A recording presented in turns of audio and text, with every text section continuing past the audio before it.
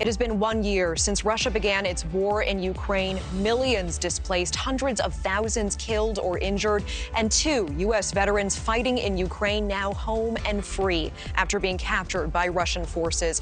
Alex Drueke serving 2 tours in Iraq before surviving 3 months in Russian captivity, including threats, torture, solitary confinement, and food deprivation. And joining us live is Alex himself. Alex, thank you so much for being here on the show. Thanks for having me, Natasha. Alex, I know you've been back with your family in Alabama since September. What was the most unexpected part of readjusting to home?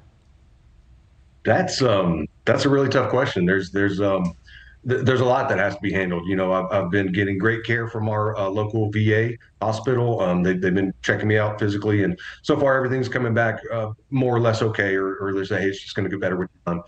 So, you know, really, what we're working on now is kind of the mental issues. There's quite a few of those. Are you doing okay? Overall, yeah. I have good days and bad days, but I'd say things are progressively getting better. I'm glad to hear it. And Alex, I know you were detained by Russia for 3 months. Can you tell us a little bit about that experience? Yeah, I'm happy to, because I want people to understand that Russia is guilty of war crimes. You know, I'm living proof of that. It's not just what they did to me; it's what they're doing to the Ukrainian civilians, the Ukrainian military. I mean, they are guilty of nearly every Geneva Convention and human rights violation that exists. You know, they tortured us. It wasn't just poor treatment. I mean, we were beaten. They cracked 4 of my ribs. They electrocuted me about 4 times with essentially a car battery. We had no access to clean water. We had a horrible diet of oatmeal and moldy bread. You know, we were randomly beaten just for no reason at all. It was horrible mistreatment. We were not allowed to have access to the Red Cross. I mean, these are legitimate war crimes, and they actually did happen. It's not propaganda what you see in the news. I appreciate you sharing your perspective so much and telling us what you experienced firsthand, not only in captivity but on the ground as well and in combat. Are you saying that Russia also committed war crimes on the ground? They did, yeah. They looted us of our gear, which doesn't sound all that major, but that is a direct violation of Geneva Conventions. We saw the horrible things that they've done in Bucha and Izum, the mass graves, civilians. I mean, yeah, I've witnessed firsthand countless war crimes carried out by the Russian forces. And we know, as you've said, you were tortured, that at times you thought you might die. Can I ask, what brought you hope? How did you keep it together? How did you see your way through this? For about the first half of it, we were in isolation. I was in solitary confinement, and you know, I didn't have contact with anybody. So besides the guys who were beating me, so that was really rough. It was hard to keep my hopes up, but you know, my family will tell you I'm pretty stubborn. And I think that's what helped during that phase. And then for the second half of it, we were more or less together. We were in an isolation prison where we could only really talk to the guys in our cell, but at least it was other people. And our biggest tool there was humor.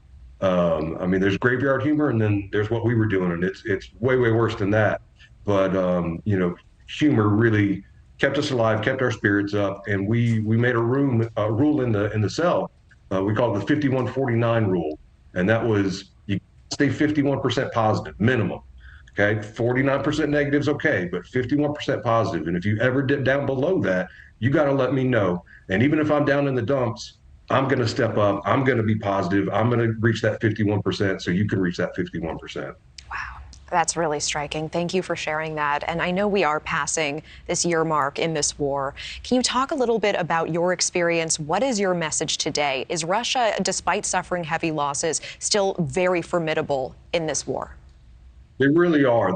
From what I understand, talking to guys on the ground and guys that have just gotten back, they have amped up their munitions productions to the levels we were doing during World War II. They are pulling old equipment, 1960s equipment, out of storage and trying to retrofit it so they can get it to the battlefield. I mean, it's poor equipment, but it's still equipment, and it's more than what the Ukrainians have.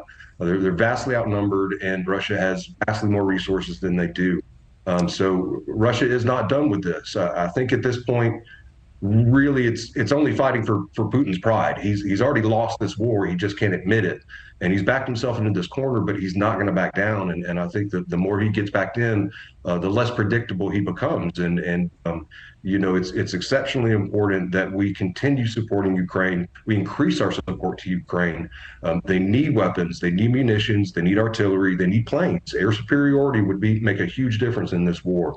So we need to keep supplying them, and we need to do it quickly and effectively because we have to end this war now.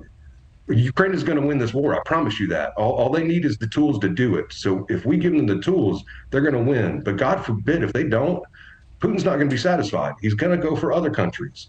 And we really need to stop him right now. We need to do everything we can. So please, please, please contact your representatives, your congresspeople, your senators. That was one of the main efforts that got us home, was people contacting our representative. So I promise you it works. Please contact your representatives and say, I want to support Ukraine. I want money. I want funds. I want equipment and anything they need. They're using it very effectively, and they are being very transparent about it. I promise you the equipment and your tax dollars are not going to waste. Alex, I appreciate that and the perspective that you're bringing so much, because not only were you on the ground and held captive by Russia, but you've also been inside of Putin's propaganda machine. Very last question for you in just about 20 seconds, because we're out of time. What do you feel could force Putin to the negotiating table? If he's assassinated, I mean, really, I don't know what it's going to take, because I think at this point his hubris is out of control. All right. Alex Drueke, welcome home. I know you've been hearing that a lot recently, but I know it's a long journey. Thank you so much for your time tonight.